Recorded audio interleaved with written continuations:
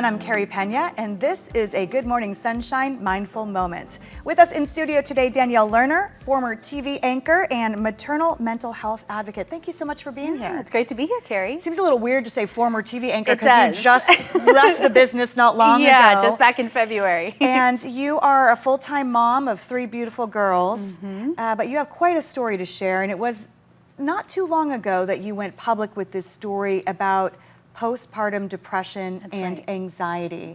Talk about what happened. Yeah, if you would have told me 3.5 years ago that I would now be home primarily with my girls full time, I would have thought that there's no way that would happen because our transition to a family of 4 was really difficult. After the birth of my second daughter, Harper, I was 6 weeks postpartum when I was officially diagnosed with severe postpartum depression and anxiety. And in those 6 weeks, I experienced things that I had only heard about, that I didn't know could happen after you'd had a baby. You know, I think we have these stereotypical thoughts of what depression looks like. I didn't even know anxiety could be part of postpartum.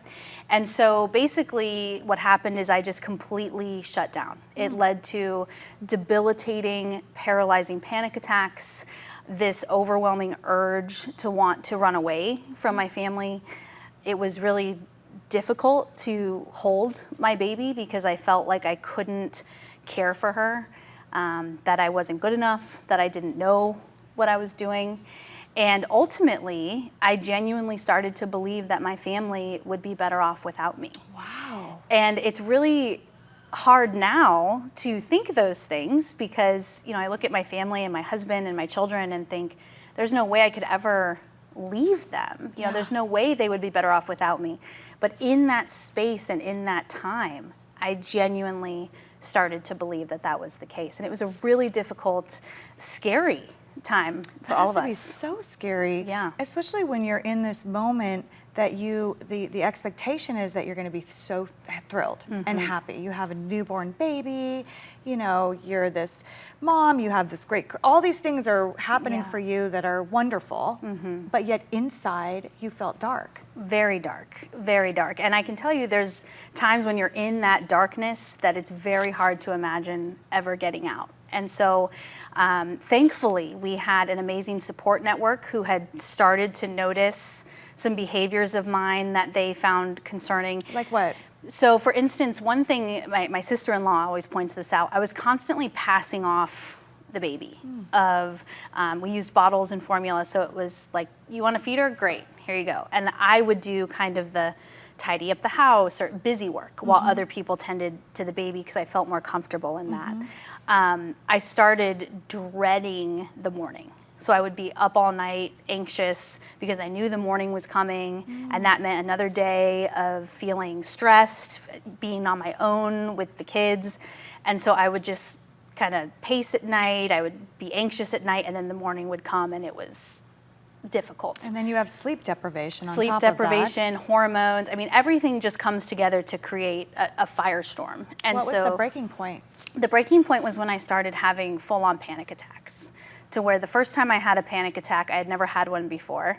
My husband and I thought I was having a heart attack. And so we were going to take me to the emergency room, but it was 2 a.m. I didn't want to take my then 2.5-year-old and newborn to the emergency room. And so he went online and he's looking at symptoms, and panic attack came up for every single one of them. Wow. And I had about 2 or 3 of those intense to where literally you just can't do anything, and we noticed I needed professional help. What helped you turn things around? Help, support, community.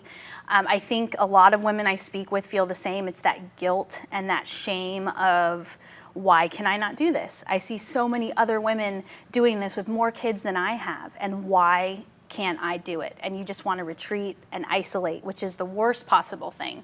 Did you feel added pressure because you're also, you know, a public person, you're on television, there's a lot of image Yes. aspects to that. Absolutely. And then to say to people, well, I'm going home at night and I'm having panic attacks and I want to leave my family. That's Absolutely. a really tough and brave thing that you decided to speak out. Thank you. I appreciate that. And that's hard. And you bring up the kind of the stereotype or the self-imposed stereotypes that we put on. Yeah. And I remember when we decided that we wanted to go public with our story, I was so nervous to tell my bosses and my coworkers because I hadn't told anybody.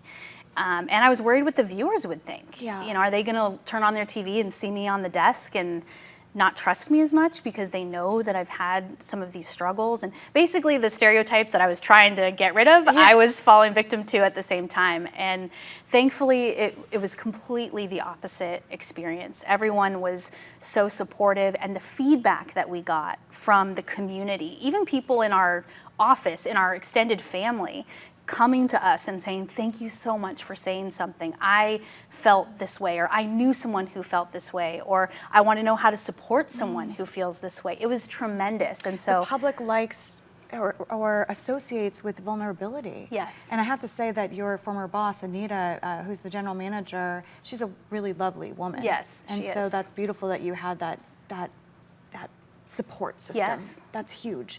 So with your third baby, when you found out you were pregnant, did you have anxiety surrounding the fact that, is this going to happen to me again? So we did a lot of work after Harper. I mean, I took medication. I was in intensive therapy twice a week with counselors who specialize in maternal mental health. We brought in babysitters, family members. I mean, it was an all hands on deck situation for several weeks. So once we got through that and the clouds cleared a little bit, it took me a bit to be open to the idea of having another baby for that reason. Yeah. But, you know, when that desire enters your heart, it's really hard to put that off. And so obviously my husband and I had some serious conversations about it. We spoke with my doctor, therapist, other women who had gone on to have children after postpartum depression or anxiety, just to get an idea for what we may experience. And once you have something like postpartum depression or anxiety, your risk of having it again increases. Oh, wow. And so my doctor knew that, and so we made kind of a pre-pregnancy treatment plan of, if you get pregnant, we're going to monitor you, we're going to have you do therapy. So we set up support systems in case I started having some of those symptoms. So I felt pretty at ease going into the pregnancy.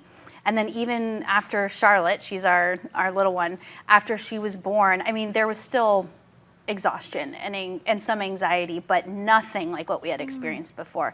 And we brought in a postpartum doula who specializes in that postpartum care period for families. Well, because sometimes it's hard to parse out what is just general sort of baseline anxiety of being a mom of three, a wife, and all these things that you juggle. There's going to be some anxiety and some stress with that. And what do I need to be on alert about? Yes. So you have learned to figure out how to separate those two. Well, and I think a lot of it is I've learned so much about myself, and that was a lot of the work we did in therapy, in healing, was going through some past trauma and underlying factors that were fueling this enormous surge in anxiety, and learning how to recognize some of that, how to kind of calm myself from some of that. Really just changed my mindset. I mean, it sounds really odd to say I'm grateful for going through postpartum depression and anxiety, because I would not wish that on anyone. It is a scary, isolating place to be. However, the work that I did to get through that, I mean, really changed my entire life and my outlook on life.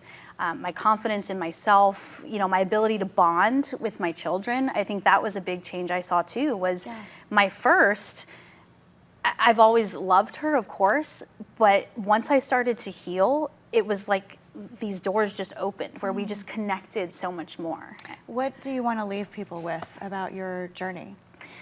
Well, I want people, first of all, to have hope. If somebody out there is experiencing this right now, and it can be on all levels of severity too. I mean, some folks have it more severe than others, but you know, anything, just to know that there's hope, that they're not alone, and the importance of those surrounding pregnant women, postpartum women, to keep their eyes and ears open. You know, it doesn't take much to just check in with someone and say, how are you doing? how are you feeling? Yeah. You know, there's always so much interest in the baby and holding the baby, and Yeah.